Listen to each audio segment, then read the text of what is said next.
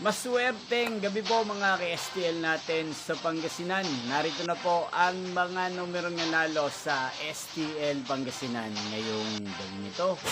July 1, 2026, 8:45 PM. Third draw result yan. Kitang-kita nyo na po ngayon sa screen ng inyong cellphone ang mga numerong nanalo sa STL Pangasinan.